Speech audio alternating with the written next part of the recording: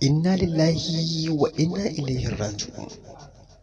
Inna lillahi wa inna ilaihi raji'un. An sanar da mutuwar shahararren jarumin masana'antar shirya fina-finan ta Kannywood, wato Lawan Ahmad a jiya. Muna roƙonki, muna roƙonka da idan yau shine farkon ku zuwa wannan tasha, da ku daure ku danna alamar subscribing, kana ku taɓa ƙararrawar sanarwa don sanar da ku sabbin shirye-shiryenmu da zarar mun ɗora. A daidai daren jiya ne wata majiya ta sanar da mutuwar shahararren jarumin masana'antar shirya fina-finan ta Kannywood Lawan Ahmad.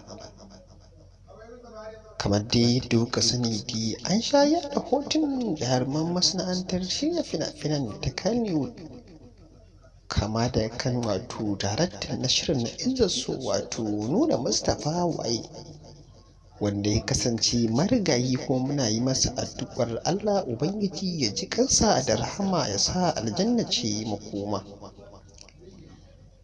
Idan dai ba za ku manta ba, an sha yaɗa hotunan jarumar masana'antar shirya fina-finan ta Kannywood.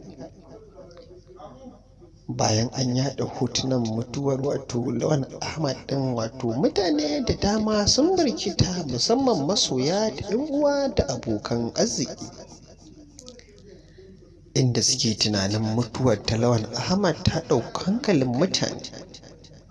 To sai dai kash, a wannan daidai gaba masu yaɗa hotunan na bogi sun kuma yin halinsu, inda Lawan Ahmad ɗin ya fito a shafinsa na Instagram, inda yake magana akan cewar ya kamata mutane mu ji tsoron Allah, inda ya wallafa a shafinsa na Instagram, inda yake cewa akwai wani sako da zai ba wa mutane masu yaɗa hotunan bogi, inda ya ce shi wannan sakon ba daga shi bane, daga fiyayyen halitta ne, inda ya kara da cewa idan ka yi imani da ranar alkiyama, ko kuma da ranar kiyama da Allah da manzansa, to ka faɗa da kairi ko bai shiru, inda ya gargaɗi ga wanda suke yaɗa wannan hotuna na bogi akan da su ji tsoron Allah su aikata daidai, inda kuma ya tabbatar da 'yan uwa da masoyansa yana cikin ƙoshin lafiya kuma da ransa bai mutu ba.